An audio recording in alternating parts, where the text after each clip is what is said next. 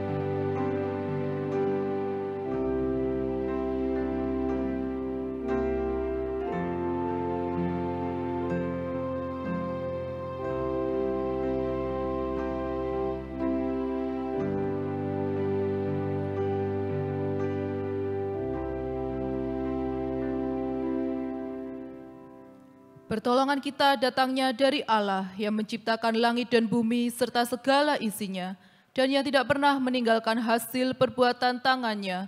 Turunlah kiranya atas kita kasih karunia dari Allah Bapa, Putra, dan Roh Kudus. Amin.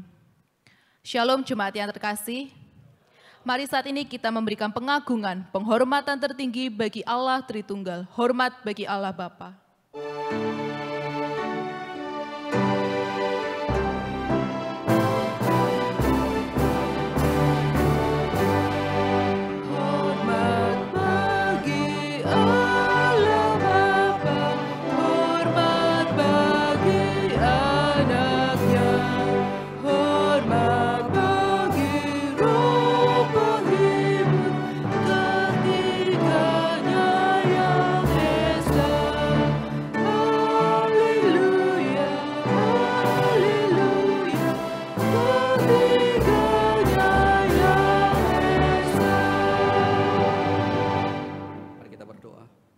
Kami bersyukur ya Tuhan untuk hari ini yang Tuhan jadikan bagi setiap kami.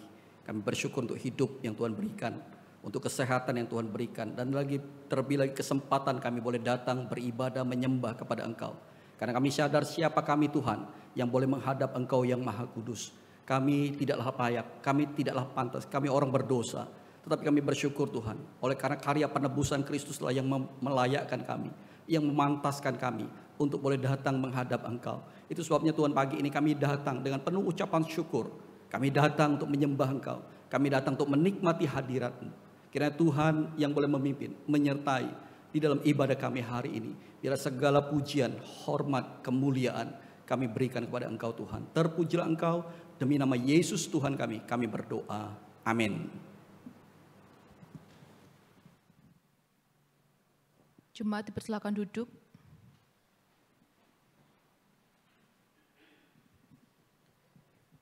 Mari kita menaikkan segala pujian dan syukur kepada Tuhan. Biarlah setiap kita datang sujud menyembah hanya kepada Dia. Sebab Dia adalah Allah yang besar, Allah yang ajaib dan mulia. Hanya Dialah yang layak untuk kita agungkan.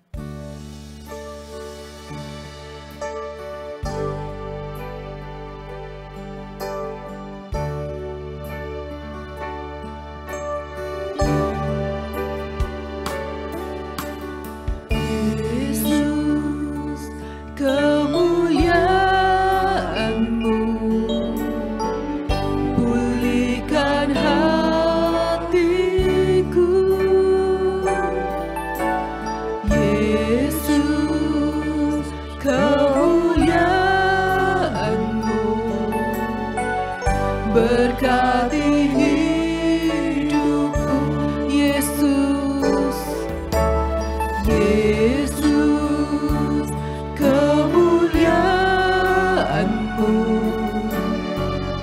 pulihkan hatiku,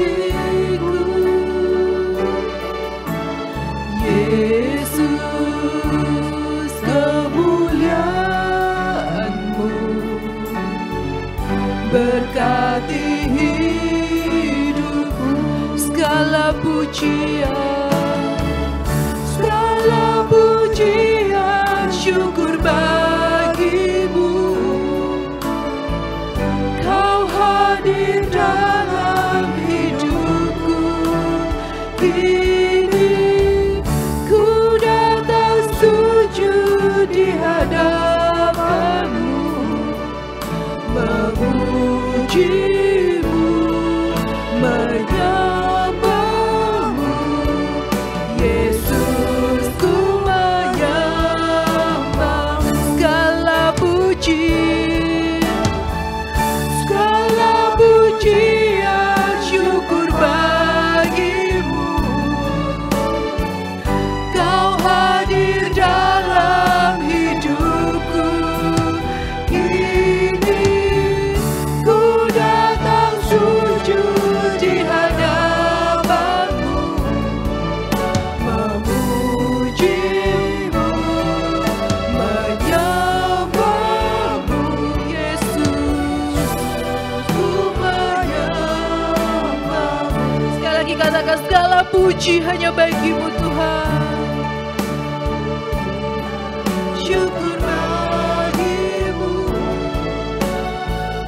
kau hadir dalam hidupku, kini ku datang sujud di hadapanmu, memujimu,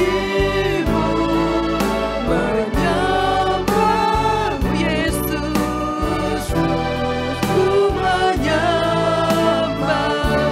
Kau Allah,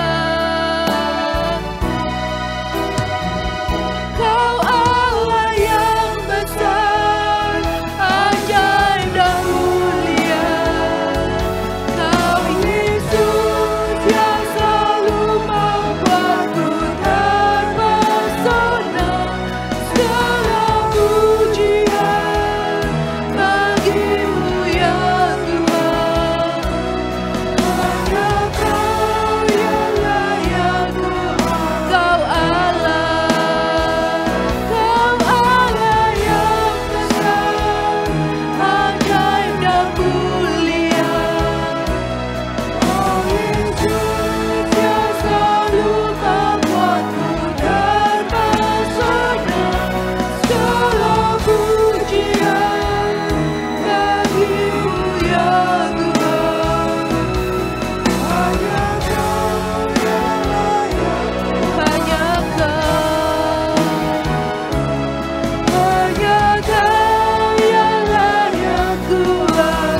Hanya Kau Tuhan, hanya Kau yang layak ku agungkan.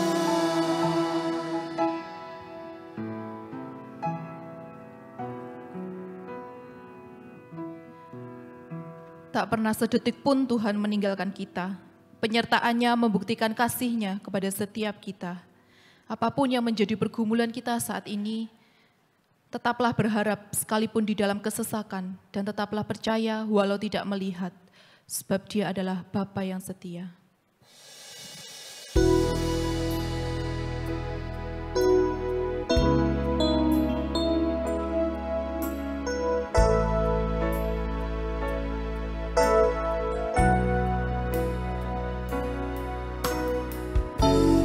Kau Bapa yang setia, tak pernah sedetik Kau tinggalkan diriku. Hatiku teguh di dalam janji-Mu sampai ku melihat kuasa-Mu. Karya-Mu sempurna, ajaib dan mulia. Penyertaan-Mu buktikan kasih-Mu kepadaku. Ku agungkan Engkau, Yesus termulia. Kasih-Mu terindah selamanya.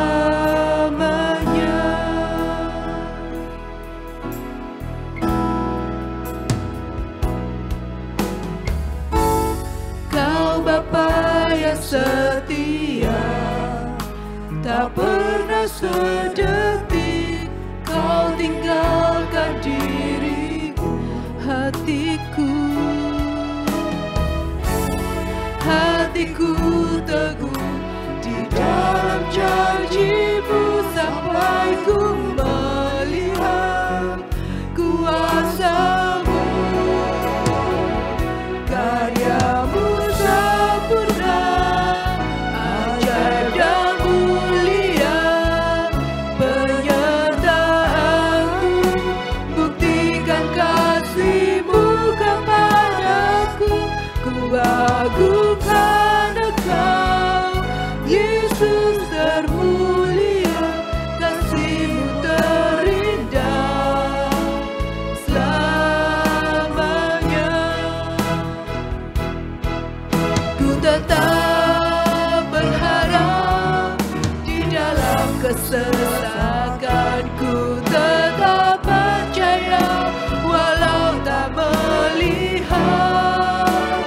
Sebab ku yakin karya-Mu sempurna, ajaib dan mulia, penyertaan-Mu buktikan kasih-Mu kepadaku.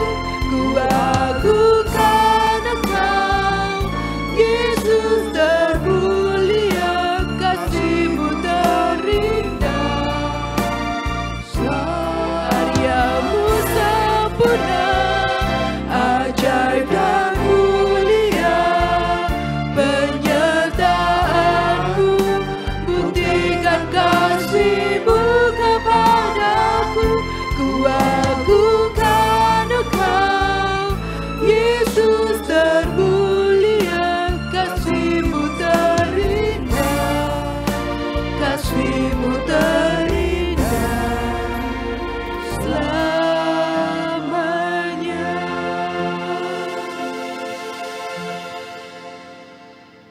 Mari saat ini kita mempersiapkan hati, membuka hati kita untuk menerima jaman Tuhan melalui firman-Nya.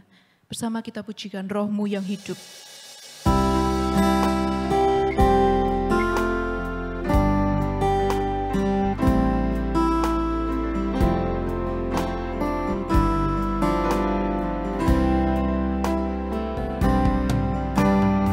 Roh-Mu yang hidup penuhiku, mengalir dalamku. Jiwaku tenang bersama-Mu, dalam naungan ku buka hati untuk jamahan-Mu, berserah penuh di hadirat-Mu. Kau ambil alih seluruh hidupku, di altar-Mu menyembah-Mu. Roh-Mu yang kudus pulihkanku, Engkaulah damaiku. Ku hidup oleh anugerah-Mu yang menyertaiku, yang menyertaiku. Buka ini kami Tuhan, jamah setiap kami Tuhan, berserah penuh di hadirat-Mu.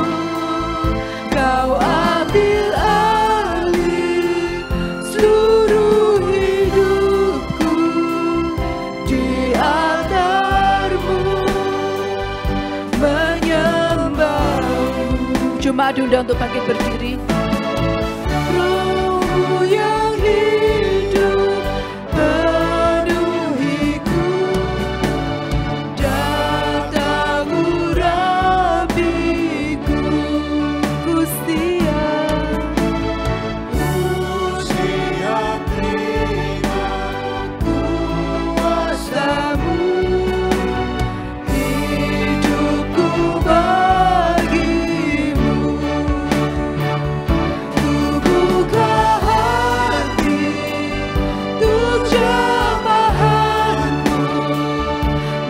berserah penuh di hadirat-Mu.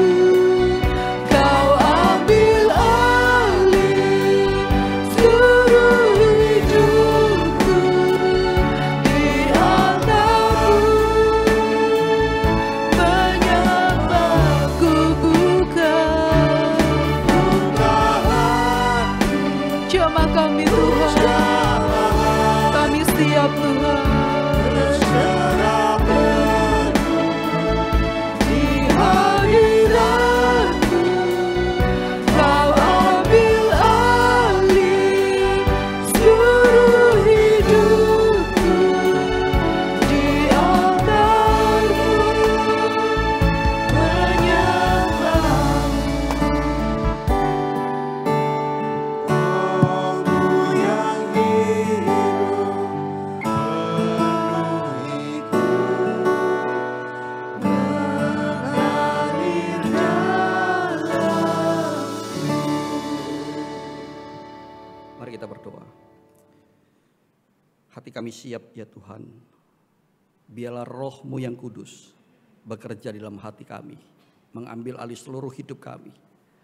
Lewat kebenaran firman-Mu, Engkau menuntun kami, Engkau mengubah kami, hati kami Tuhan boleh terus diperbaharui. Kami siap Tuhan untuk mendengar firman-Mu. Itu sebabnya berbicara Tuhan. Demi nama Tuhan kami Yesus Kristus kami berdoa. Amin. Silakan duduk.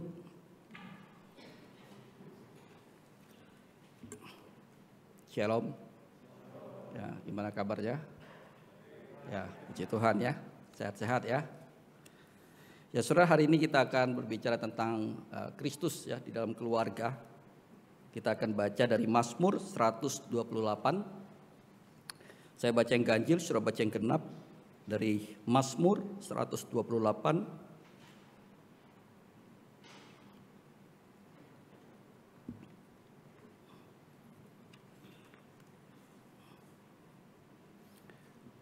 Kalau sudah menemukannya kita akan baca secara bergantian. Saya membaca yang ganjil, Saudara baca yang genap. Dari Mazmur 128, demikian bunyi firman Tuhan. Nyanyian ziarah. Berbahagialah setiap orang yang takut akan Tuhan, yang hidup menurut jalan yang ditunjukkannya.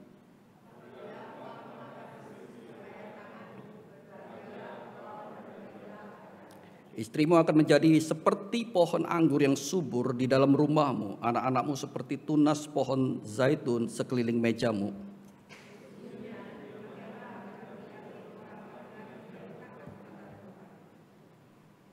Kiranya Tuhan memberkati engkau dari Sion, supaya engkau melihat kebahagiaan Yerusalem seumur hidupmu.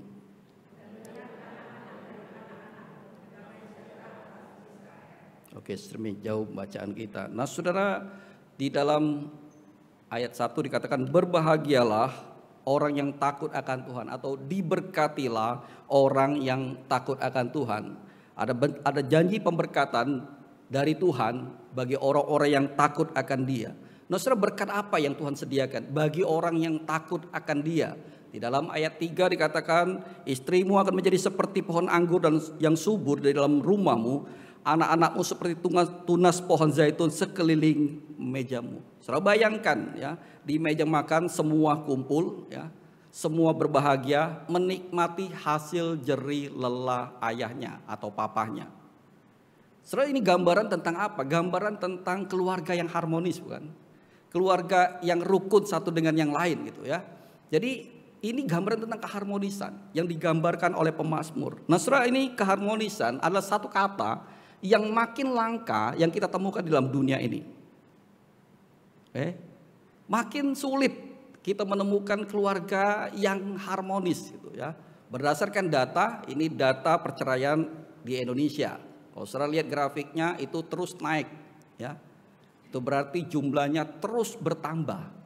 Dan gak heran Saudara kalau ini terus bertambah, kalau Saudara melihat hari-hari ini Saudara, lihat artis kita ya, dalam satu awal tahun 2023 ini ada 10, ditambah Desta ini jadi 11 Saudara.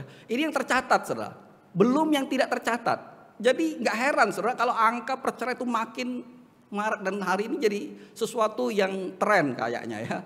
Semua artis berlomba-lomba untuk bercerai. Nah, Saudara, Apa penyebabnya? Ya, itu ya, biasanya perselingkuhan. Bayangkan saudara, ini sangat mengejutkan, angkanya 40% pasangan selingkuh ya. Indonesia jadi urutan kedua di Asia. Wow, 40%. Jadi dari 100 ada 40 orang yang selingkuh. Jadi di kantormu saudara lihat itu ya, jumlahnya berapa? Ya setengahnya selingkuh tuh. Dan ini fakta saudara. Anak-anak muda menceritakan ke saya, hari ini mengerikan, di kantor mereka itu hampir nyaris semua selingkuh. Jadi tantangannya nggak mudah, semua. Bahkan ada anak muda mengatakan, maaf kok saya kalau di kantor nggak bisa senyum gitu ya. Saya nggak mau beramah-tamah apalagi ke lawan jenis gitu ya. Karena bisa dipersepsi salah gitu. Jadi saya pura-pura sombong aja gitu. Karena saya nggak mau gitu. Karena di kantor itu semua seperti itu. Dan saudara, lagi mengerikan sekali gitu. Tidak heran kalau angka perceraian itu makin hari makin menanjak. Dan perselingkuhan itu disebabkan oleh apa? 60% orang Indonesia suka drama perselingkuhan. Ya kan, kali muncul drama Korea perselingkuhan rame ya. Semua orang senang gitu ya. Kalau yang lurus-lurus aja kurang asik gitu ya. Perselingkuhan rame. Ya inilah kondisi dunia kita hari ini. Kata harmonis itu semakin jauh dari jangkauan kita gitu. Lalu pertanyaan gimana saudara? Kita membangun keharmonisan rumah tangga kita. Ya. Jadi kalau saudara search di Google pencarian, saudara kata tips membangun rumah tangga yang harmonis, maka muncul membangun keluar komunikasi yang baik. Itu sarannya. Hampir nyaris semua, ya kan? Kalau saudara ikut seminar-seminar ya atau baca buku, maka ini yang disarankan, yaitu membangun komunikasi yang baik dengan pasangan. Oke, saudara setengah mati coba untuk bagaimana berlatih berkomunikasi yang baik ya dengan pasanganmu, tapi tetap aja ribut, ya kan?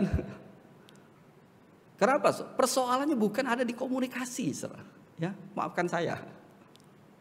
Persoalan kita bukan ada di komunikasi. Tahukah saudara apa yang mempengaruhi komunikasi? Ya, nih baca ya sama-sama. 1, 2, 3, Matius 12 ayat 34 ya, baca sama-sama. 1, 2, 3. Hai kamu keturunan ular beludak, bagaimanakah kamu dapat mengucapkan hal-hal yang baik sedangkan kamu sendiri jahat? Karena yang diucapkan mulut meluap dari hati. Wow. Ya. Apa yang diucapkan mulut keluar dari mana? Hati. Persoalannya ada di hati. Saudara. Yesus mengatakan kalau perbendaharaan hatimu itu baik, maka yang keluar adalah baik. Kalau perbendaharaan hatimu buruk, maka yang keluar buruk.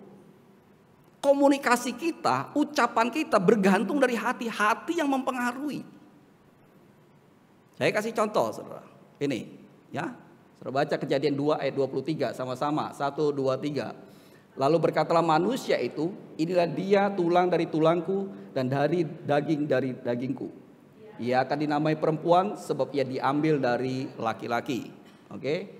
Baca Kejadian 3 ayat 12 sama-sama. 1, 2, 3. Manusia itu menjawab, perempuan yang kau tempatkan di sisiku, dia yang memberi dari buah pohon itu kepadaku, maka ku makan. Saudara perhatikan dialog ini, beda satu pasal. Ya kan? Yang satu pujian, inilah tulang dari tulangku, inilah daging dari dagingku. Indah sekali perkataannya. Pasal berikutnya langsung berubah. Dia katakan perempuan itu yang kau tempatkan. Pertanyaan Tuhan apa di pasal 3 itu? Apakah engkau makan buah terlarang itu? Jawabannya iya atau tidak kan? Tapi apa yang dijawab? Perempuan itu tadi dipuji, sekarang disalahin gitu. Inilah komunikasi kita. Kok bisa berubah langsung? Apa penyebabnya? Karena usia pernikahan, Pak, gitu ya.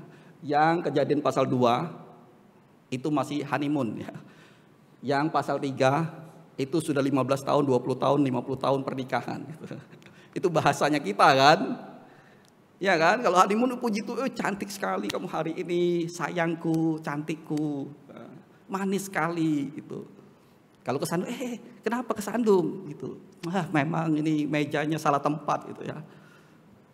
Tidak ada yang salah dengan pasangan kita. Tapi setelah bertahun-tahun kesandung, matamu taruh mana gitu ya. Picek tak matamu, meja segede gini nggak lihat tak. Itu kan bahasanya kita, mulai menyalahkan, mulai menuduh. Saudara, apa yang membuat ini berbeda? Apakah karena usia pernikahan kita yang satu honeymoon, yang satu 15 tahun, 20 tahun, 50 tahun? Apa yang membuat komunikasinya berubah? Bukan usia pernikahanmu, saudara. Saudara perhatikan ini. Ini sebelum jatuh di dalam dosa. Ini sesudah jatuh di dalam dosa. Dosa yang mempengaruhi hati kita. Dosa yang menyebabkan itu berubah. Komunikasi kita berubah karena apa? Karena hati kita dipenuhi oleh dosa. Jadi ini persoalan kita, saudara. Dan yang lebih celaka lagi, John Calvin mengatakan bahwa hati kita ini adalah pabrik daripada berhala. Wow, saudara, itu sangat mengerikan sekali. Ini pabriknya, saudara. Pabrik berhala selalu menghasilkan setiap hari memproduksi berhala demi berhala di dalam hati kita. Dan itu sebabnya, saudara, komunikasi kita kacau balau. Karena apa? Berhala di dalam hati kita yang mengontrol. Ada banyak hal seringkali kita tersinggung. Bukan oleh karena perkataan pasangan kita, tapi karena ada berhala kita yang disinggung.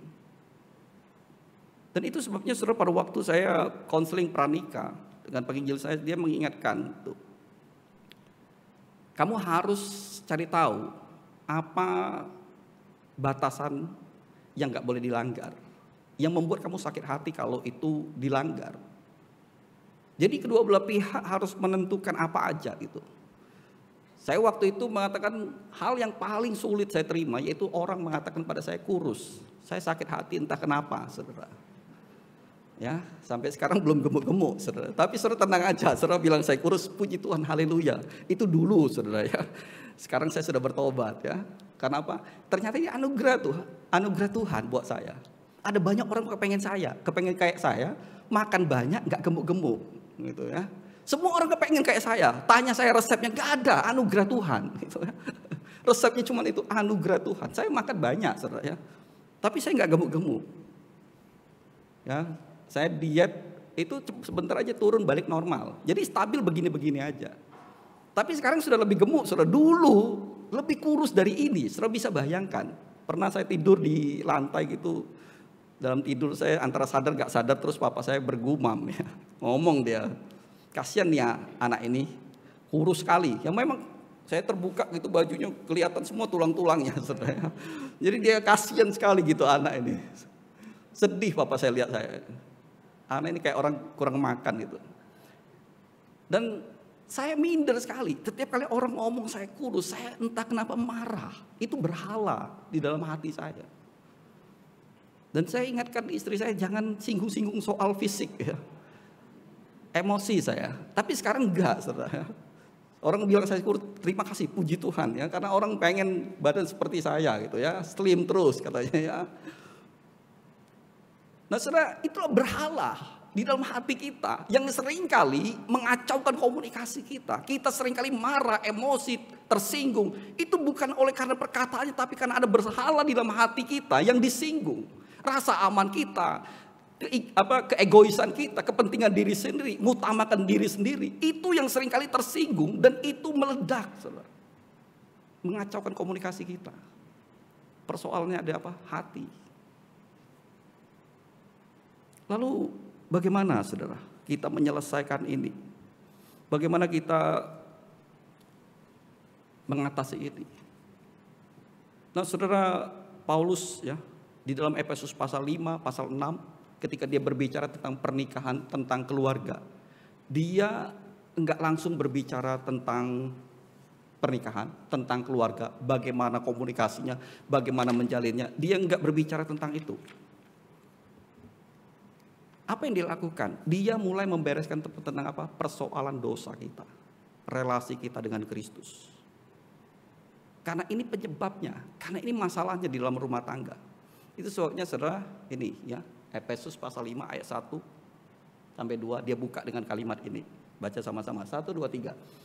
Sebab itu jadilah penurut-penurut Allah, seperti anak-anak yang kekasih, dan hiduplah di dalam kasih, sebagaimana Kristus Yesus juga telah mengasihi kamu, dan telah menyerahkan dirinya untuk kita sebagai persembahan dan korban yang harum bagi Allah. Persoalan yang utama adalah hati kita yang berdosa, berhala di dalam hati kita, dan itu yang harus dibereskan terlebih dahulu. Paulus mengatakan Kristus sudah mati bagimu. Kristus sudah menyerahkan, ganti kita. Kita yang harusnya dihukum oleh karena dosa kita. Kita yang terbuang jauh dari Allah, menjadi musuh Allah, seteru Allah. Kristus ganti kita, supaya apa? Kita didamaikan. Dialah penebus pendamaian kita. Supaya apa? Kita ini relasinya dipulihkan. Dan bukan cuma itu, saudara. Karya penebusan Kristus bukan hanya soal keselamatan kita. Tapi karya penebusan Kristus itu menjadikan kita anak Allah. Saudara ingat pada waktu Yesus mati di salib, bukan hanya sekedar persoalan dosa kita. Saudara tahu ketika anak Allah itu mati di salib, statusnya sebagai anak itu diberikan kepada kita yang berdosa. Sehingga kita yang adalah musuh Allah, kita yang berdosa ini dijadikan apa? Anak-anak Allah. Itu sebabnya saudara dan saya disebut sebagai anak Allah. Itu oleh karena Kristus mati bagimu. Status keanakannya itu diberikan kepada kita. Jadi itu sesuatu yang begitu istimewa, karya penebusan Kristus. Bukan hanya sekedar soal menyelesaikan dosa kita nggak dihukum, bukan itu. Tetapi status keanakan itu diberikan kepada kita sehingga kita diangkat dari bukan anak, dari musuh Allah, dari seteru Allah menjadi anak Allah. Relasi dipulihkan di situ. Karena persoalannya ada di sini. Tuhan memulihkan relasi kita. Sehingga kita sekarang bukan lagi musuh. Kita ini adalah anak Allah. Baru setelah itu Paulus berbicara tentang apa? Tentang pernikahan. Relasi suami istri. Relasi orang tua dan anak. Relasi antara atasan dan bawahan. Baru ini bisa pulih. Baru ini bisa nyambung ketika relasi kita dengan Allah beres. Karena relasi kita dengan Allah mempengaruhi relasi kita dengan sesama. Dengan pasangan kita, orang tua kita, anak kita, dan semua orang di sekitar kita. Ketika relasi kita dengan sesama nggak beres, cek aja relasimu dengan Allah. Kalau relasimu dengan Allah beres, relasi dengan sesama akan beres. Itu sebabnya Yesus mengatakan hukum yang utama itu cuma ada dua, kasih Allahmu, kasih sesama. Karena dua ini nyambung. Kalau kamu mengasihi sesamamu, kamu mengatakan mengasihi Allah, tidak mengasihi sesamamu, omong kosong, kata Yohanes. Gak mungkin kamu mengasihi Allah yang gak dilihat. Kalau kamu nggak mungkin gitu. Kalau kamu nggak bisa mengasihi sesamamu, kamu kasih sesamamu itu bukti bahwa kamu mengasihi Allah. Jadi ini dua hal yang saling berkait. Relasi kita dengan Allah beres, relasi kita dengan sesama beres, dengan pasangan kita beres. Dimulai dengan itu. Hal yang sama juga dilakukan oleh pemazmur. Dia mulai dengan apa? Takut akan Tuhan. Saudara, ada banyak orang Kristen seringkali salah di dalam memahami takut akan Tuhan. Kita berpikir kalau takut akan Tuhan itu takut hukuman. Makanya kita mati-matian taat. Kenapa? Takut Tuhan marah. Kalau Tuhan marah nanti saya dihukum. Itu sebabnya kita saat teduh, kita ibadah, kita pelayanan. Nanti kalau kita nggak lakukan itu Tuhan marah. Saudara, itu bukan kekristenan. Saudara memahami. Takut itu bukan seperti itu. Kita taat. Itu bukan karena kita takut dihukum, saudara. Bukan takut Tuhan marah. Harusnya kita taat. Itu karena kita tahu Tuhan mengasihi kita dan kita mengasihi Dia. Saudara ngikutin istrimu bukan karena takut istri, tapi karena kalau saudara sayang dia kan. Kalau saudara lakukan apa yang istrimu perintahkan karena saudara takut, nah itu celaka, saudara. Itu atasan bawahan. Relasinya buruk. Harusnya enggak seperti itu. Istri demikian juga tidak takut pada suami karena apa? Relasi yang intim. Kalau saudara ada relasi yang intim, saudara enggak takut. Saudara mungkin ada istri yang takut sama suaminya atau suaminya takut. Banyak, saudara. Ada yang enggak berani ngomong sama suaminya. Bahkan untuk minta memberi kepada orang tuanya aja, dia tidak berani ngomong sama istri. Untuk bayaran sekolah anak, enggak berani ngomong, saudara. Padahal itu kan kewajiban suami, tapi enggak berani ngomong, diem aja. Karena relasi, saudara. No, saudara, kekristenan itu bukan agama yang penuh dengan aturan, larangan, bukan. Kekristenan itu adalah relasi. Relasi antara pencipta dan ciptaan. Antara bapak dan anak. Antara mempelai laki-laki yaitu Kristus dan mempelai perempuan yaitu saudara dan saya, gerejanya. Relasi kekristenan itu. Jadi ini semua dimulai dengan apa? Dengan takut akan Tuhan. Mulai dengan apa? Mengasihi Tuhan. Dimulai dengan apa? Sebuah relasi dengan Tuhan. Nah, saudara, ini sesuatu yang penting untuk kita perhatikan. Khususnya untuk anak-anak muda ya, yang belum menikah. dan rencana menikah? Ya, ada sini, rata-rata sudah menikah ya. Kalau saudara berencana untuk menikah, perhatikan di baik-baik. Ya, mulai bangun dengan apa? Mulai bangun relasimu dengan Kristus sebelum engkau membangun relasimu dengan pasanganmu. Bersatulah dengan Kristus terlebih dahulu sebelum engkau bersatu dengan pasanganmu. Alamilah kasih Kristus, cinta Kristus sebelum engkau mencintai pasanganmu. Supaya apa? Supaya engkau bisa mencintainya dengan tulus. Dengan cinta Kristus. Saudara harus mengalami cinta Kristus. Saudara harus mengalami kepenuhan di dalam Kristus. Saudara harus mengalami kepuasan di dalam Kristus.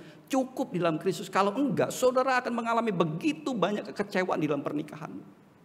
Ada banyak orang masuk di dalam pernikahan dengan harapan apa? Dengan sebuah ekspektasi bahwa pasangannya akan memenuhi dia. Itu sebabnya di dalam pernikahan ada begitu banyak tuntutan-tuntutan kan. Karena kita berharap dia bisa membalas itu semua. Berharap dia mencintai kita. Berharap dia memuaskan kita. Dia berharap dia memenuhi segala kelemahan dan kekurangan kita.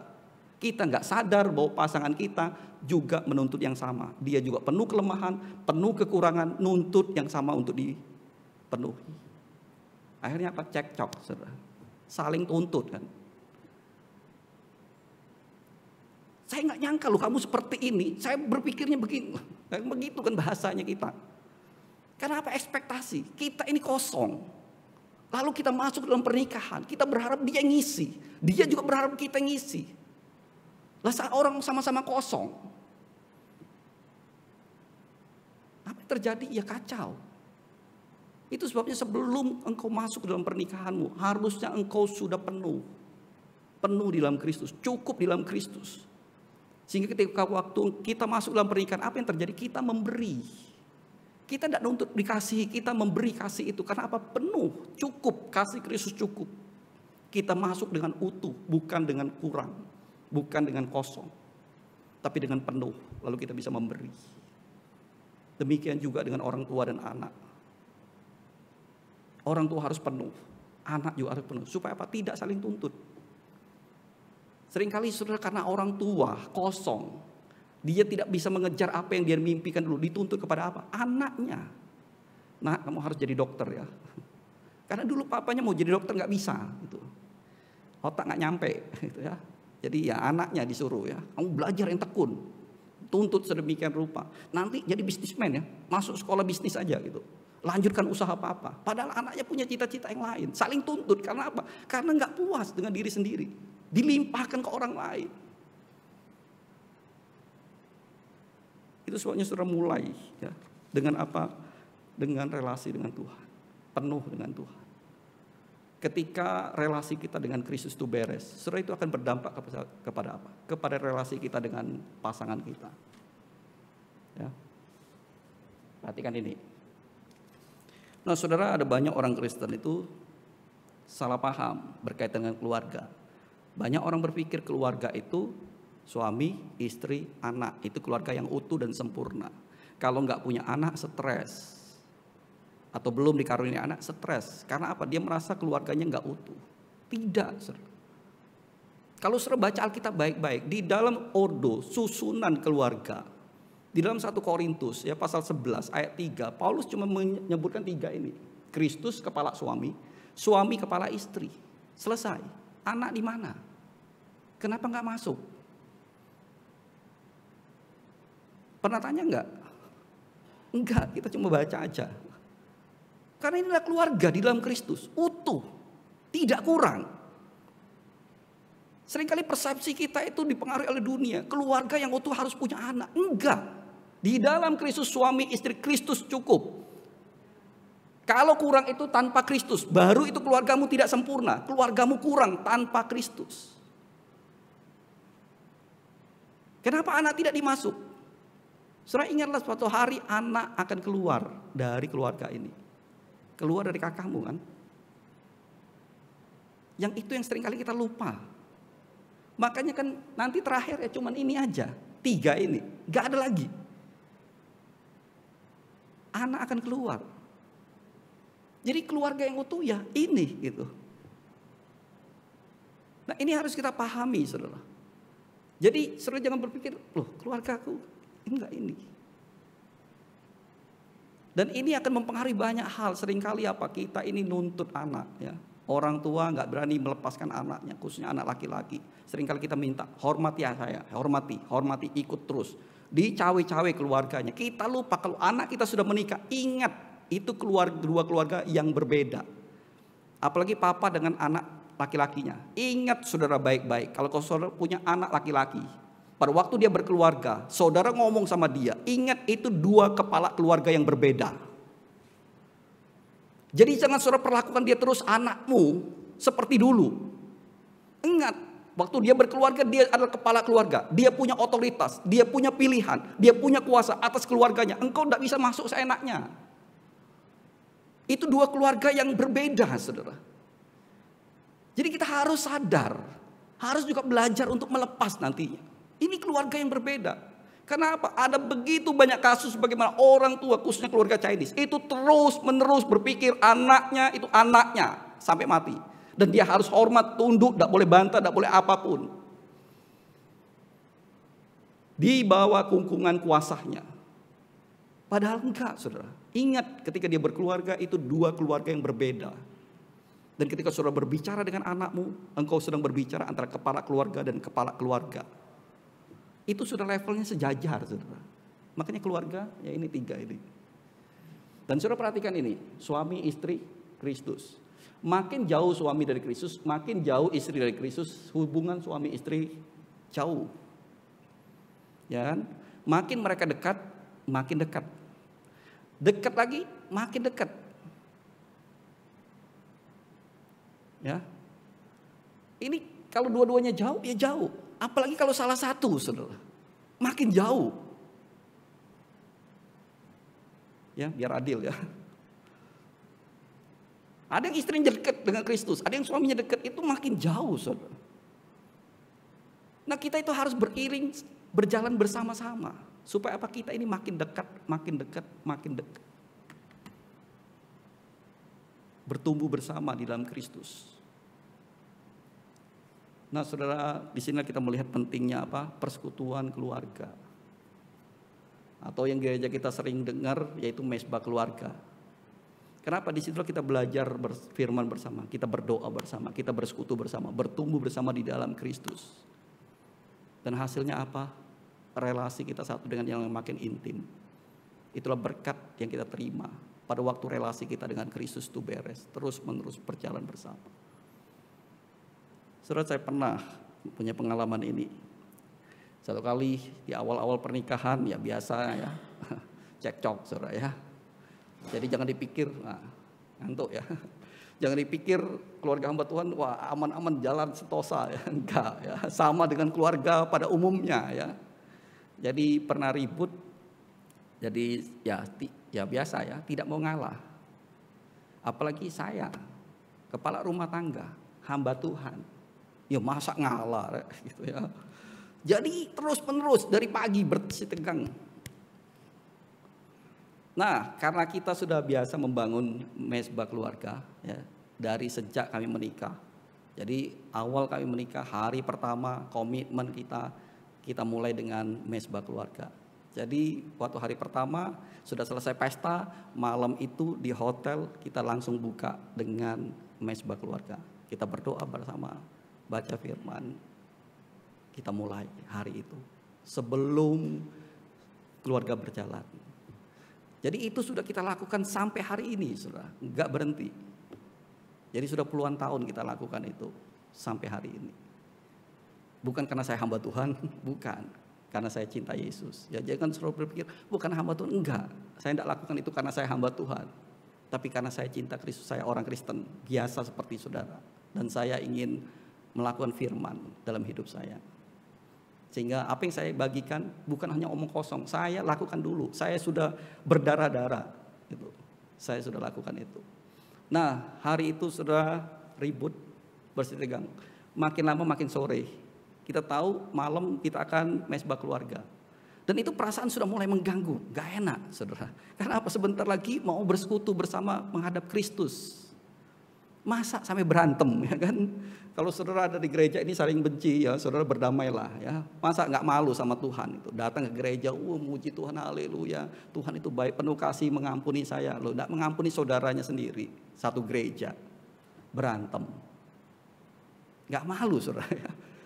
Waktu itu, waduh, makin sore makin gelisah. Ini gimana kan? Nggak enak kan? Berantem tapi bersekutu nih berdua. Saudara, malam itu mulai dekat ya, jamnya. Akhirnya kita mulai mesbah keluarga. Grogi, saudara, bingung kan mau apa ini gitu. Ini kan hati masih panas ini. Akhirnya kita mulai bersama-sama kita berdoa. Dan saudara tahu sebelum kita mulai doa, saya bilang, maaf ya, tadi saya salah. Responnya apa? Enggak, kamu enggak salah. Maaf, saya yang salah. Enggak, kamu enggak salah, saya yang salah. Padahal tadi siang nggak ada yang mau ngalah, saudara. Itu ajaib. Nggak ada yang mau ngalah. Masa berdiri benar, apalagi saya. Istri harus tunduk kepada suami. Cuman ayat itu aja yang saya ingat gitu ya. Padahal kan ada ayat sebelumnya kan. Hai suami kasihlah istrimu. Itu saya entah kenapa lupa gitu ya. Itulah kita, saudara. Selalu ingat ayat yang menyenangkan kita. Ayat yang nggak menyenangkan kita, kita lupa, kita hapus gitu. Sama orang tua juga gitu. Hai anak, hormati orang tuamu. Itu aja yang kita ingat. Kita lupa ada ayat lanjutannya. Hai bapak-bapak, jangan sakiti hati anak. Itu kita selalu lupa itu. Kita tuntut terus gitu. Itulah saya. Lupa. Hai suami kasihlah istrimu. Lupa. Pokoknya istri tunduk pada suami. Tapi malam itu tiba-tiba ingat semua. Maaf ya. Dan hari itu kita berdoa, bersekutu dan Tuhan pulihkan relasi. Amin saudara. Nah saudara, itu penting bagaimana relasi kita dipulihkan. Dan bukan hanya sekedar relasi kita dipulihkan di dalam Kristus pada waktu Kristus memulihkan. Tapi anak-anak kita juga dibuatnya bertumbuh. Ya. Ini dikatakan istrimu akan menjadi seperti pohon anggur yang subur di dalam rumahmu. Anak-anakmu seperti tunas pohon zaitun. Kenapa anak-anak digambarkan seperti tunas pohon zaitun? Maksudnya apa sih? Ada satu ayat lagi ya, baca sama-sama Mazmur 52 ayat 10. Tetapi aku ini, baca sama-sama ya, 1, 2, 3. Aku ini seperti pohon zaitun yang menghijau di dalam rumah Allah. Aku percaya akan kasih setia Allah untuk seterusnya dan selamanya. Nah saudara, Mazmur 52 ini, kalau saudara membaca di dalam ayat 1, di situ diberikan konteks kepada kita tentang apa? Peristiwa di Nov, bagaimana para imam dibantai oleh Saul. Kenapa dibantai? Oleh karena para imam ini dituduh bersekongkol dengan Daud. Kita tahu Daud saat itu dikejar-kejar oleh Saul karena dianggap sebagai saingannya. Daud mau jadi raja katanya. Dia terancam kedudukannya, maka dia kejar Daud dan dia diberitahu oleh seorang bernama Gog ya. Gog ini menghasut memberitahu bahwa Daud disembunyikan di kelompok para imam di Nob. Maka diserang situ, dibantai habis-habisan gitu ya, keluarga Abiatar itu imam di sana. Daud sedih. Daud protes. Daud mengatakan kamu berbuat jahat tapi bisa sombong. Ingat pembalasan Tuhan nantinya gitu. Nah, lalu Daud mengatakan ini, tetapi aku ini seperti pohon zaitun yang hijau di rumah Allahku. Soalnya di tengah-tengah situasi yang gak mengenakan bagi Daud, kita melihat bagaimana Daud itu tetap tenang, tetap kuat. Dia menggambarkan dirinya seperti pohon zaitun di rumah Allah. Satu gambaran tentang kekuatan, saudara. Dan itu gambaran yang tepat oleh karena memang pohon ini pohon yang kuat sekali. Pohon zaitun itu bisa tumbuh di segala musim. Mau musim salju, musim panas, gak peduli. Bahkan dia bisa tumbuh dimanapun. Di dalam jangka waktu yang lama, berabad-abad dia bisa tumbuh hidup. Bahkan di babat pun dia tumbuh lagi tunasnya. Kenapa saudara? Karena dia punya akar itu panjang sekali. Yaitu 6 meter tembus ke bawah. Lalu melebar. Dan itu yang membuat dia itu begitu kokoh, begitu kuat. Dan bisa bertahan karena apa? Akarnya yang bisa cari makan, tembus kemana-mana. Sehingga setiap musim apapun, zaitun tetap bertumbuh. Apapun yang terjadi, dia tetap kokoh di situ. Bahkan di lereng berbatu pun dia tumbuh. Jadi ini satu gambaran tentang orang benar yang kokoh, yang kuat. Dan dia kuat bukan karena kekuatannya. Dia kuat bukan karena kehebatannya. Bukan. Daud mengatakan apa? Karena kasih setia Tuhan. Dia kuat karena kasih setia Allah di dalam hidupnya. Itu yang menopangnya. Itu yang membuatnya kuat. Sama seperti Paulus pernah mengatakan, aku ada sebagaimana aku ada sekarang. Bukan karena aku, tetapi karena kasih karunia Kristus. Bahkan aku mengerjakan lebih banyak dari siapapun di dalam dunia ini. Di dalam pelayananku, aku bekerja keras. Bahkan aku seperti orang gila. Tapi bukan aku yang mengerjakannya. Kasih karunia Kristus yang mengerjakannya di dalam aku. Paulus tahu dia kuat karena apa? Kasih karunia Kristus. Bahkan di dalam panggilannya dia mengatakan, aku mengejar panggilan surgawi. Yaitu pengenalan akan Kristus. Aku mau jadi serupa dengan Kristus. Dan di dalam dia mengejar itu, dia melupakan apa yang di belakang. Dia terus berlari ke depan. Dan di dalam pelariannya itu, kalau saudara baca itu, dia mengatakan, aku berlari di dalam kasih karunia Kristus. Paulus tidak peduli dia akan berhasil atau tidak. Dia tidak peduli dia akan jatuh di tengah jalan atau tidak. Karena dia tahu, dia sadar bahwa dia sedang berlari di dalam kasih karunia Kristus. Kalaupun dia jatuh, dia tahu dia akan ditopang, dia akan dibantu, dia akan dipulihkan oleh siapa? Kasih karunia Kristus. Kasih karunia Kristuslah yang menguatkannya. Yang menguatkan Daud, menguatkan Paulus. Bukan karena mereka hebat, bukan karena mereka suci, tapi kasih karunia Tuhan yang memampukan. Demikian juga kasih karunia Tuhan yang memampukan kita. Kalau saudara mengandalkan kekuatanmu, saudara berusaha untuk hidup suci, saudara percayalah, saudara akan gagal tanpa kasih karunia-Nya. Bukan karena kita, tapi karena kasih karunia-Nya.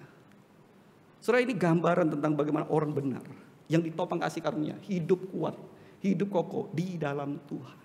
Itu sebabnya saudara, ketika dikatakan anak-anakmu seperti tunas pohon zaitun, ini sebuah gambaran tentang apa? Keturunan yang kokoh, yang kuat di dalam Tuhan. Dan keturunan seperti inilah yang Tuhan harapkan terjadi, dihasilkan dari pernikahan umatnya.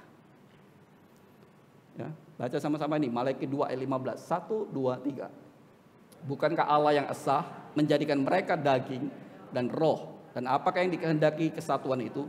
Keturunan ilahi. Jadi jagalah dirimu dan janganlah orang tidak setia terhadap istri dari masa muda.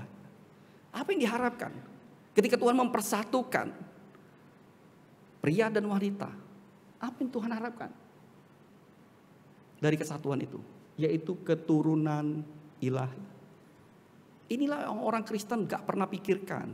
Kita seringkali punya anak. Kenapa punya anak? Gak tahu. Menikah kenapa tujuannya punya anak? Menikah cuma tujuannya punya anak, reproduksi. Bukan itu tujuannya, saudara. Gak ada gunanya. Kita hanya memenuhi planet ini. Nyesek-nyesekin aja, gak ada gunanya. Ya, perhatikan ini. John Piper ya, di dalam bukunya This Momentary Marriage ya, itu buku yang bagus. Saudara bisa baca bagaimana dia menggali firman tentang keluarga ya. Saudara bisa baca ya, sekalian promosi ya. Bukan saya jualan saudara ya, enggak. Saudara beli aja toko buku ya supaya laris nih ya. Buku bagus ya harus dipromosiin. John Piper dia mengatakan begini, tujuan dari pernikahan bukan hanya untuk menambah lebih banyak orang di planet ini, melainkan menambah jumlah pengikut Kristus. Gimana dengan pernikahanmu? Hanya nyesek-nyesekin bumi ini? Nambah banyak-banyak gitu, bikin macet. Gak ada gunanya saudara. Tuhan panggil kita untuk apa? Untuk menciptakan apa? Pengikut Kristus. Tambah itu. Kalau saudara gak siap itu, lebih baik gak punya keturunan. Kenapa? Dunia ini makin rusak. Gara-gara apa? Banyak orang tua tidak bertanggung jawab mendidik anaknya. Untuk apa saudara? Kita nambah orang jahat satu di dalam dunia ini. Ketika saudara ingin punya anak, pikirkan baik-baik, khususnya yang belum ya. Yang sudah terlanjur ya, apa boleh buat ya. Sudah kadung ya katanya ya. Tapi saudara bisa perbaiki itu. Saudara bisa perbaiki. Gak ada yang terlambat di dalam Kristus. Tapi kalau belum mulai, saudara, bahwa kita harus menambah jumlah pengikut Kristus. Bukan hanya nyesek di bumi. Dan itu yang dialami oleh Timotius. Baca 1 Timotius 1 ayat 5. 1, 2, 3. Aku tahu betapa besar imanmu kepada Tuhan, seperti halnya iman ibumu Eunike dan nenekmu Lois. Dan aku yakin bahwa imanmu di dalam dia tetap besar seperti semula. Jadi saudara, Timotius punya iman di dalam Kristus. Dari siapa? Dari mamanya. Mamanya dari siapa? Dari neneknya. Jadi ini diwariskan terus menerus. Kita seringkali sibuk berbicara tentang warisan hanya sebatas harta. Dan itu sebabnya anakmu berantem soal harta. Jangan wariskan harta, yang paling berharga wariskan iman. Ini gak akan lekang dimakan oleh waktu. Gak akan pernah habis, gak akan pernah rusak. Bahkan ini menjadi berkat bagi anak-anakmu. Wariskan iman, Injil itu diwariskan. Bukan berhenti kepada kita, tapi wariskan kepada keturunan kita. Bahkan kepada cucu kita, kita wariskan Injil. Cucu itu jangan terus aja cuma dikasih permen, kasih mainan, ya mama papanya stres gitu ya. Tiap kali sudah dididik, dirusak oleh Pak Akong sama amanya ya. Dikasih makan yang enggak. Ajari Injil, wariskan imanmu. Engkau sudah sekian lama setia, tunjukkan kepadanya, bawa dia ke sekolah minggu, bawa dia ke gereja, wariskan iman. Bukan cuma Timotius. Ada ini John Wesley, Charles Wesley. Kenal? Kagak. John Wesley ini pendiri gereja Metodis ya. Charles Wesley ini kalau saudara buka buku KPPK, sudah nggak ada ya? Ada buku KPPK, saudara cek itu lagu-lagu. Itu banyak ditulis oleh ini, Charles Wesley namanya. Saudara lihat di atas itu, Charles Wesley. Sering kita nyanyikan tapi kita nggak tahu namanya ya. Itu Charles Wesley, dia seorang pemusik. Jadi duet yang sangat maut ini pada zamannya. Satu pengkhotbah besar, satu seorang pemusik. Dan dia keliling kemana-mana, mereka berkhotbah KKR di jalan-jalanan, ya. Di depan pabrik dia teriak-teriak itu ya. Setelah Charles Wesley memimpin pujian, lalu John Wesley teriak berkhotbah di depan pabrik, saudara. Diusir berkali-kali ya. Pindah satu pabrik diusir, pindah satu pabrik, terus ke buru-buru itu. Dia berkhotbah berteriak di depan. Sampai diusir di semua tempat, dia bingung. Akhirnya dia berdiri di satu tempat, tidak ada yang berani ngusir. Kenapa? Dia berdiri di atas makam papanya. Ya tanahnya sendiri kan. Dia berteriak di situ, gak ada yang berani ngusir kan gitu. Dia khotbah terus itu. Mau dengar nggak dengar urusannya itu. Dan dia mendirikan gereja Metodis. Dan saudara tahu di balik dua tokoh besar ini ada siapa? Susanna Wesley. Tidak ada orang yang tahu Susanna Wesley. Dia tidak dikenal, tapi dia seorang ibu yang luar biasa.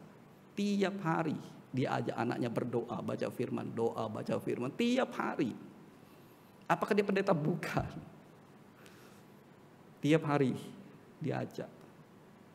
Dan hasilnya apa? John Wesley, Charles Wesley dipakai Allah secara luar biasa. Seperti Timotius. Dari neneknya, dari mamanya. Saudara, sekali lagi kita diingatkan betapa pentingnya relasi dengan Kristus. Betapa pentingnya membangun persekutuan keluarga, mesbah keluarga. Karena disitulah tempat di mana kita mewariskan iman kita dari generasi ke generasi. Saudara, sepanjang hidup kita, satu hari hidup kita 24 jam. Seringkali kita nggak pernah berbicara tentang Injil. Kita nggak pernah berbicara tentang hal yang rohani, berbicara tentang Tuhan. Kita berbicara tentang sekolahnya, masa depannya, uang, dan sebagainya. Tapi berbicara tentang Tuhan sangat sedikit. Apalagi kalau tidak ada mesbah keluarga. Tambah gak ada sama sekali. Tapi inilah tempatnya, wadahnya. Di mana kita bisa berkumpul bersama. Kita membaca firman-Nya. Kita berdoa bersama. Kita menjalin relasi dengan Kristus. Bersama-sama untuk bertumbuh bersama. Dan disitulah kita mewariskan iman kita. Nah, saudara, dari tadi saya berbicara tentang mesbah keluarga. Saya tidak tahu saudara melakukannya apa enggak. Berapa banyak saudara sudah melakukannya? Enggak ada ya. Ngerti apa enggak? Ya, supaya pulang ini enggak sia-sia saya ajarin ya. Itu bagaimana kita membangun mesbah keluarga. Simple saudara, jangan takut dulu. Jangan berpikir wah ini sesuatu yang menyeramkan. Ini sesuatu yang enggak mungkin saya lakukan. Ya kalau hamba Tuhan bolehlah, kalau saya ini siapa? Enggak, saudara, kita terlalu mengekspektasi terlalu tinggi. Padahal enggak, ini sesuatu yang sederhana. Yang semua kita bisa lakukan. Hal yang pertama yang saudara bisa lakukan, enggak jalannya, yaitu tetapkan waktu. Cari jam di mana semua keluargamu bisa berkumpul. Sepakati bersama, ajak anak-anakmu. Dia masih kecil, enggak apa-apa, ajak aja. Pokoknya diskusi keluarga. Ya. Jadi Ajak bersama-sama untuk tetapin di mana kapan waktu.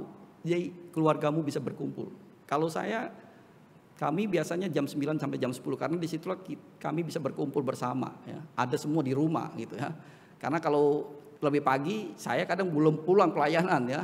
Kadang ya di jam 11 karena nunggu saya pulang pelayanan. Jadi di jam-jam itulah kita bisa ketemu semua. Jadi di jam itulah kita kumpul. Kita berdoa bersama ya. Lalu durasinya berapa lama? Kagak usah panjang-panjang, 1 jam. Kita bukan mau ibadah, mau persekutuan keluarga ya. Halo ya, saudara-saudara jangan berpikir wah ini ibadah lagi. Enggak, saudara, makanya saudara menyiksa diri sendiri dan menyiksa anak-anakmu. Karena kita terlalu rohani. Saya enggak terlalu rohani, saya cuma 5 menit sampai 10 menit saudara ya. Karena apa saudara? Ini akan long term, ini akan perjalanan panjang. Ini tiap hari kita lakukan. Jadi saudara nggak usah 1 jam. Ya kan, saudara 1 jam wah mulai sibuk kan, bingung gitu. Ya, apa yang dilakukan di dalamnya? Yaitu baca firman sama berdoa. Simple saudara. Lupa saya kan nggak bisa mimpin renungan. Nggak perlu renungan. Saudara tidak suruh khotbah kok. Apalagi saudara pakai waktu itu untuk memarahi anakmu ya. Dengar ya, ini papa sekarang mau ngomong sama kalian ini. Kalian ini 1 hari ini. Bukan itu waktunya saudara. Ya. Bapak-bapak, ibu-ibu ya. Itu bukan waktunya engkau untuk menguliahi anakmu ya. 2 SKS itu. Bukan untuk engkau marahi, ceramahi. Bukan waktunya. Enggak, kamu sedang membangun persekutuan dengan Kristus. Jadi yang perlu dilakukan apa? Baca firman. Dan kalaupun ingin menjelaskan firman itu sedikit aja, nggak usah panjang lebar khotbah. Saudara nggak dituntut khotbah, jadi nggak perlu saudara lulusan sekolah teologi, nggak perlu ya. Cukup saudara dengar khotbah, ada bahannya bahkan di warta itu, saudara bisa pakai renungan harian. Atau ya baca aja ayatnya. Ada banyak ayat yang nggak perlu dijelaskan saudara. Kita pernah habiskan itu kitab Amsal, yaitu cuma baca 1 ayat tiap hari saudara. Habis kok itu beberapa tahun. Jadi saya pilih dari Amsal itu yang betul-betul jelas, misalnya hai pemalas belajarlah pada semut. Jelas itu, gak perlu saudara tafsir kan. Itu langsung anakmu, ya udah boleh males gitu. Ya kan sudah diingetin oleh Alkitab. Saudara gak perlu jelasin kan. Alkitab bilang jangan pemalas, kamu itu malas belajar, mulai diceramain gitu ya. Besok dia tidak mau lagi persekutuan. Apa? Bapaknya ceramah terus gitu ya. Saya nggak pernah ceramah, saudara. Cukup di gereja dia sudah dengar saya ngomel-ngomel ya. Di rumah jangan lagi saya berlaku seperti pendeta, enggak. Saya papahnya mereka. Jadi ya kita baca aja, jelas. Saya pilih yang jelas-jelas, ayat-ayatnya dipilih yang jelas-jelas dan gampang. Kalau 1 pasal ceritanya itu, ya nggak usah dibaca 1 pasalnya, saudara. Saya berempat baca itu 1 ayat bagi berempat sudah. Karena besok akan dilanjut lagi itu berikutnya. 1 ayat sampai selesai. Nanti terakhir baru saya simpulkan ini ceritanya gini. Sudah selesai. Simple kan? Enggak rumit kan? Lalu pokok doa. Pokok doa, tolong jangan doain Cungko, Amerika ya, Taiwan, Jepang segala macam ya. Anakmu jenuh, ini bapak ini keliling dunia, padahal kita enggak pernah diajak liburan ke sana gitu. Cukup 2 aja pokok doa. Karena apa? Kita akan lakukan ini tiap hari. Dan saudara yakinlah, kalau saudara sudah lakukan puluhan tahun, saudara akan kehabisan pokok doa. Bingung seperti saya. Kadang bingung mau doain apa ya, rasanya sudah semua ya. Padahal cuma 2 loh, setiap hari 2 loh. Bingung mau didoain apa. Itu saudara urut aja. Saudara akan bingung. 2 pokok doa aja, saudara akan bingung. Awal-awal semangat memang. Tapi yakinlah setahun kemudian saudara bingung, pokok doa apa lagi, sampai mikir-mikir gitu. 2 pokok doa, singkat, jelas, padat, selesai. Karena besok kita akan lakukan lagi. Besok lagi kita akan lakukan. Besok lagi kita akan lakukan terus menerus. Yang paling berat itu apa? Konsistensi. Itu yang paling berat. Mampu gak kita lakukan terus menerus setiap hari? Ada jemaat yang tanya saya, Pak, kalau hari Rabu kan persekutuan doa tuh di gereja kita. Kalau hari Minggu, apakah lakukan tetap mesbah keluarga? Tetap, kita nggak peduli hari. Mau sudah ibadah di gereja, itu kan urusan ibadah di gereja. Tidak ada urusannya dengan keluarga kita. Ini relasi kita sekeluarga dengan Kristus. nggak ada kaitannya dengan jemaat gitu. Jadi setiap hari kita lakukan. Apakah ada bolong saya? Ada. Seringkali ketiduran karena kecapean. Nggak masalah saudara. Besok harus terus, jalan terus. Saya juga bukan orang yang sempurna saudara ya. Jadi nggak usah khawatir, jalan terus pokoknya. Konsistensi tiap hari, 5 menit, 10 menit cukup. Karena akan terus sepanjang hidup kita melayani. Dan saudara, lihatlah bagaimana Tuhan akan menolong kau, memberkati akan keluargamu. Ingat saudara, seorang bernama Bill Sanders pernah mengingatkan ya, di dalam bukunya Dari Remaja untuk Orang Tua. Dia berpesan seperti ini, dari anak-anak remaja untuk orang tuanya. Beritahu orang tua saya agar mereka membantu saya membangun hidup saya di atas dasar-dasar yang benar. Setelah itu pesan yang sangat penting bagi kita orang tua. Kesalahan kebanyakan kita hanya sibuk menyalahi mereka. Ketika mereka salah kita menghukum mereka, kita menghakimi mereka. Tapi kita seringkali lupa untuk apa? Mengajari mereka tentang kebenaran. Sudah tidak fair kita ini. Ketika mereka salah kita marah, kita menghukum mereka, kita menghakimi mereka. Tapi pernah nggak kita mengajari mereka hal yang benar? Bagaimana mereka melakukan yang benar kalau kita nggak pernah ngasih tahu mereka tentang hal yang benar? Sebelum kita menghukum mereka, tanya pada diri sendiri, sudahkah aku ngajarin yang benar kepada anakku? Sudahkah aku mengajarkan mereka kebenaran, menuntun mereka kebenaran? Baru engkau punya hak untuk memarahi mereka atas kesalahan mereka. Bisa jadi kesalahan mereka, itu kesalahan kita karena kita nggak mengajarkan mereka tentang kebenaran. Jadi kita perlu mengajari mereka, menuntun mereka kepada kebenaran, kepada Kristus sang kebenaran itu. Supaya hidup mereka itu betul-betul diubah, dituntun oleh Tuhan. Kita perlu belajar mempraktekkannya, memperlihatkan itu. Dan bagaimana Tuhan akan menuntun keluarga. Ya, tutup dengan sebuah kesaksian. Saya pernah marah dengan anak saya. Dan mereka minta maaf. Tapi entah kenapa hari itu saya tidak bisa memaafkan mereka. Mulut saya ngomong iya, saya maafkan. Tapi hari itu saya nggak bisa maafkan. Saya nggak ajak mereka ngomong 2 hari. Saudara. Saya marah sekali, saya tersinggung. Saya nggak bisa terima dengan apa yang mereka buat. Saya tidak bisa toleransi karena apa? Ada itu prinsip keluarga.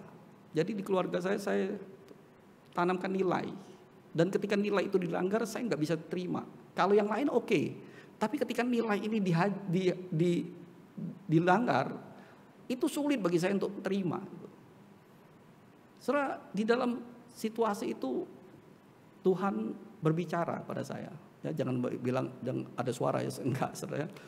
Tapi itu komunikasi saya dengan Tuhan secara pribadi gitu.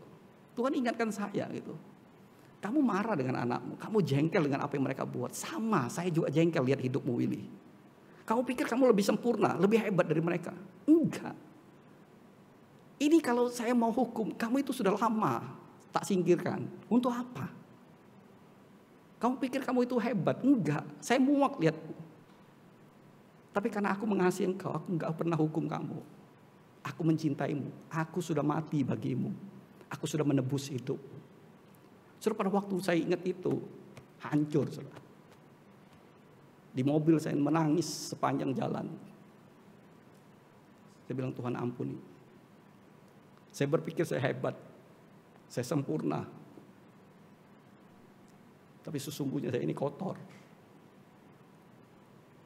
Saudara, pulang di mesbah keluarga. Disitulah Tuhan memulihkan kami. Saya bilang sama anak-anak saya, Papa minta maaf. Papa sudah marah sama kalian. Melewati batas. Saudara, mereka juga minta maaf. Disitulah relasi kami dipulihkan. Kami satu lagi. Oleh karena apa? Kristus, persekutuan di dalam Kristus. Tuhan memulihkan kami. Tuhan membalikan semuanya. Dan setelah terjadi rekonsiliasi, kedamaian, keharmonisan. Karena itu mulai saudara, mari kita coba perjalanan rohani keluarga kita bersama-sama. Dan lihatlah bagaimana Tuhan menuntun, memberkati akan hidup setiap kita. Amin saudara. Mari kita meresponi firman Tuhan. Saya ingin ajak kita untuk naikkan pujian ini. Bersama keluargaku, mengasihi Tuhan. melayani Tuhan.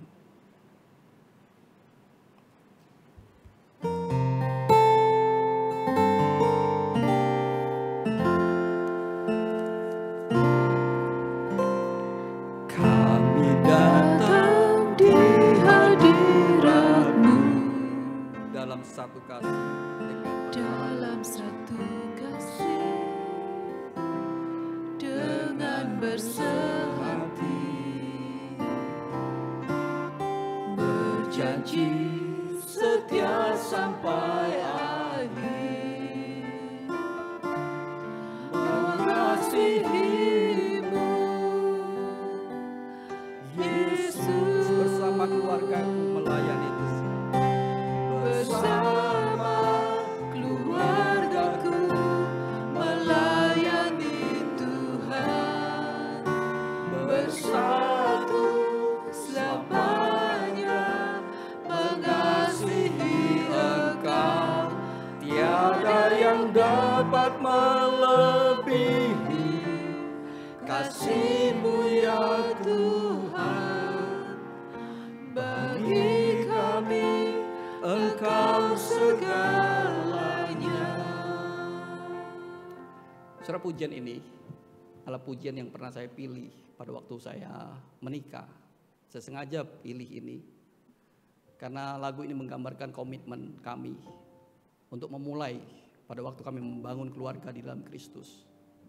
Kami berjanji, bertekad di hadapan Tuhan untuk saling mengasihi, setia di dalam kami mengasihi Kristus dan melayani Dia sampai kapanpun, untuk tetap mengabdi, menyembah dan mengasihi Dia.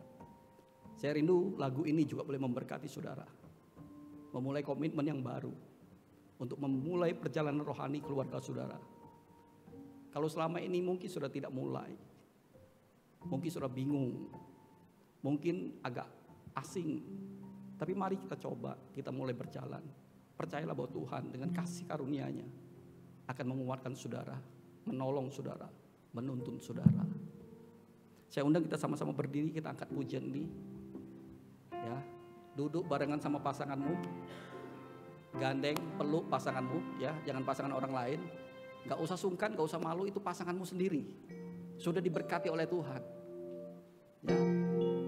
Jadi jangan sungkan, peluklah pasanganmu, jangan pasangan orang lain, jangan orang lain gitu. Ini istrimu sendiri, peluk ya. Sambil kita nyanyi ini, komitmen di dalam hati, Tuhan kami ingin mengasihi Engkau, bersama-sama kami ingin melayani Engkau. Ya, ya mulai peluk aja, gak usah sungkan ya. Itu suamimu, itu istrimu. Yang masih terpisah silakan cari pasangannya. Ya, jangan pasangan orang lain ya. Peluklah, gak usah sungkan-sungkan, gak usah malu-malu, ya gak apa-apa ya. Justru Tuhan senang ya melihat bagaimana kita sehati bersama-sama melayani ya. Yang masih terpisah silakan cari suaminya, istrinya ya. Di sebelahnya gandenglah ya. Saya kasih kesempatan sebelum kita nyanyi. Masih ada? Gak usah malu ya, gak usah sungkan ya. Oke ya. Oke ya, kita nyanyi sama-sama. Kita memuji ini menjadi komitmen kita. Kita mau bersama-sama sehati mengasihi Dia dan melayani Dia. Kami datang di hadirat-Mu dalam satu kasih, Dengan bersehati, berjanji setia sampai akhir, mengasihi-Mu Yesus, mengasihi-Mu,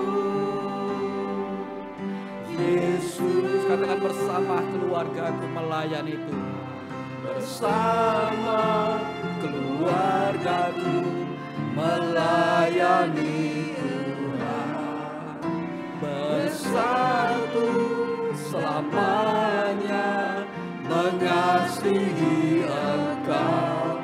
Tiada yang dapat melebihi kasih-Mu ya Tuhan.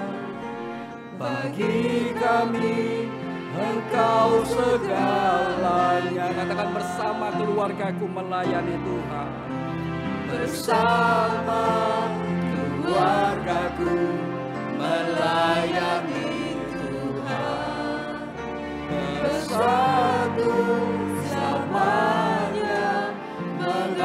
melebihi Engkau, tiada yang dapat melebihi kasih-Mu ya Tuhan. Bagi kami Engkau segalanya. Katakan, bagi kami Engkau segalanya. Bagi kami Engkau segalanya. Bagi kami Engkau segalanya. Bagi kami Engkau segalanya. Mari kita tundukkan kepala, kita datang di hadapan Tuhan. Bapa dalam surga, Engkau melihat keluarga daripada anak-anak-Mu. Kalau hari ini Tuhan, mungkin ada di antara mereka menghadapi pergumulan rumah tangga. Biarlah kasih karunia-Mu yang boleh memulihkan mereka. Tuhan yang boleh menolong mereka. Tuhan yang boleh menuntun mereka. Dan kalau hari ini juga mereka bertekad untuk mulai sesuatu yang baru dalam hidup mereka. Mulai berjalan bersama dengan Engkau. Mulai membangun mesbah keluarga di dalam keluarga mereka. Tuhan bantu mereka. Tuhan tuntun mereka. Langkah demi langkah, Tuhan kuatkan mereka. Karena ini satu investasi untuk masa depan hidup mereka, keluarga mereka, anak-anak mereka. Mereka sedang mewariskan iman, Injil-Mu kepada anak-anak mereka. Kira Tuhan memberkati mereka, Tuhan menolong mereka, Tuhan memberi kasih karunia, sehingga mereka bisa membangun keluarga mereka di dalam Kristus. Dan biarlah mereka juga boleh menghasilkan keturunan-keturunan ilahi, keturunan-keturunan yang boleh mengasihi Tuhan, keturunan-keturunan yang menjadi murid daripada Kristus. Tuhan yang berkati mereka. Buat mereka yang belum menikah, yang berencana nanti menikah, yang ingin membangun rumah tangga, biarlah Tuhan Engkau boleh menuntun mereka, supaya mereka tahu dengan jelas panggilan Tuhan, rancangan Tuhan bagi rumah tangga mereka.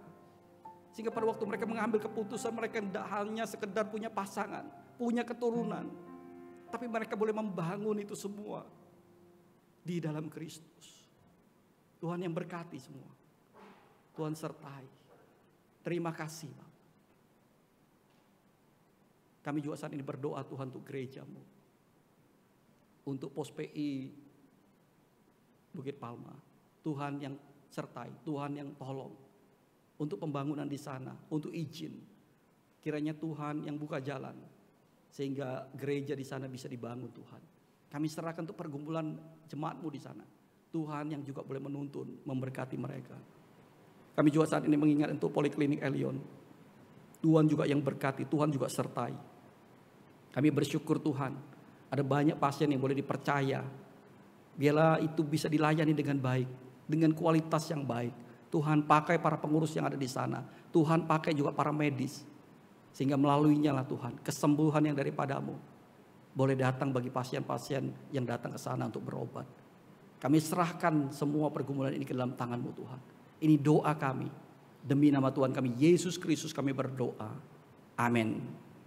Dengan tetap berdiri, kita akan sama-sama mengucapkan pengakuan iman kita. Pengakuan iman rasuli. Aku percaya kepada Allah, Bapa yang Maha Kuasa, Khalik langit dan bumi, dan kepada Yesus Kristus, anaknya yang tunggal, Tuhan kita, yang dikandung dari Roh Kudus, lahir dari anak darah Maria, yang menderita sengsara di bawah pemerintahan Pontius Pilatus, disalibkan, mati dan dikuburkan, turun ke dalam kerajaan maut, pada hari yang ketiga bangkit pula dari antara orang mati, naik ke surga, duduk sebelah kanan Allah, Bapa yang Maha Kuasa, dan dari sana Ia akan datang untuk menghakimi orang hidup dan yang mati. Aku percaya kepada Roh Kudus, gereja yang kudus dan am, persekutuan orang kudus, pengampunan dosa, kebangkitan tubuh, dan hidup yang kekal. Amin. Jemaat persilakan duduk.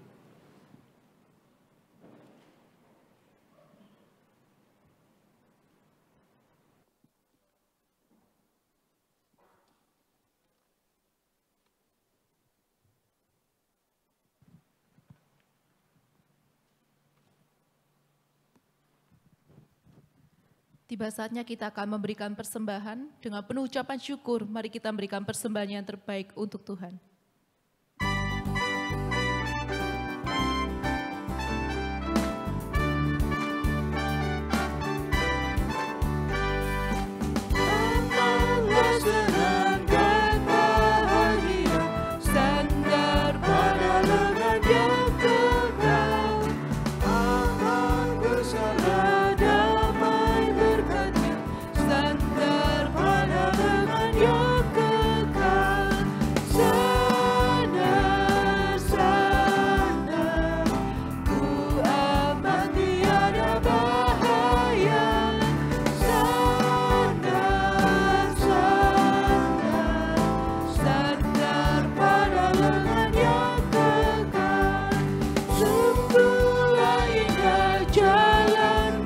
kami, sandar pada lengan yang kekal.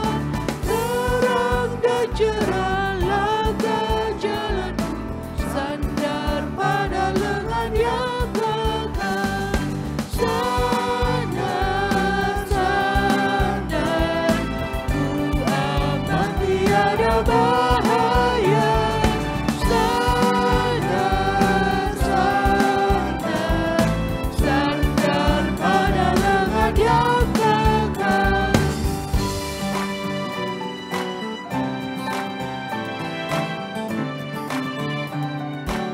Ku takkan cemas, ku takkan takut, Ku takkan cemas, ku takkan takut. Sandar pada lengan yang kekal. Hatiku aman, dia di sisiku. Sandar pada lengan yang kekal. Sandar, sandar, ku aman tiada bahaya. Sandar, sandar, sandar pada lengan yang amatlah senang dan bahagia. Amatlah senang dan bahagia. Sandar pada lengan yang kekal. Akan bersama. Jemaat diundang untuk bangkit berdiri. Sandar pada lengan yang kekal. Sandar, sandar, ku aman tiada bahaya. Sandar, sandar, sandar pada lengan yang kekal. Sandar, aman tiada bahaya. sandar, sandar, sandar pada lengan yang kekal. Sandar pada lengan yang kekal.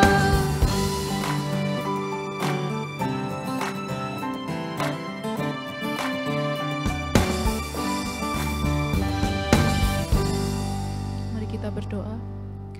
Tuhan Allah Bapa kami yang di surga, terima kasih Tuhan. Sekali lagi Tuhan beri kami kesempatan untuk boleh memberikan persembahan. Tuhan kiranya Kau yang mengerti setiap hati kami dan biarlah ini merupakan persembahan yang terbaik dari kami Tuhan. Kiranya Tuhan yang berkenan atas persembahan kami, kiranya Tuhan berkenan memakai persembahan kami ini sebagai alat bagi kemuliaan nama Tuhan. Tuhan juga menolong untuk setiap pengurus yang akan mengelola persembahan ini, supaya persembahan ini sungguh dapat dikelola dengan benar ya Tuhan. Terima kasih Bapa di surga, hanya di dalam nama Tuhan Yesus Kristus kami telah berdoa. Amin. Biarlah segala puji, hormat, dan kemuliaan hanya bagi Allah Tritunggal. Doksologi.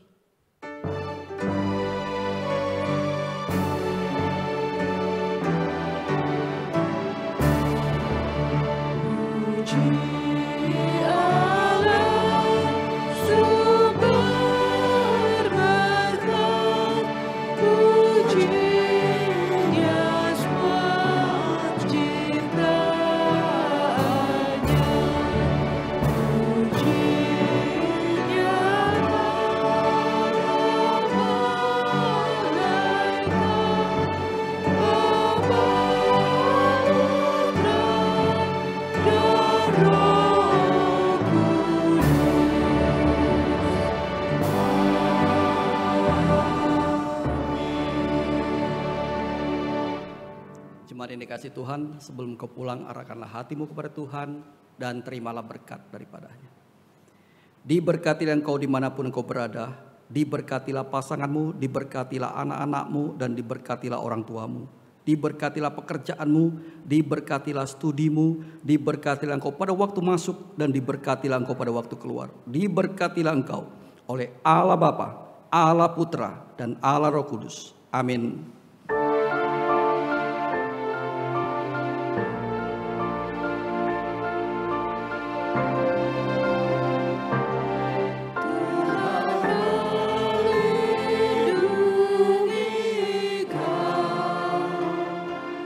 Tuhan memberkati kau.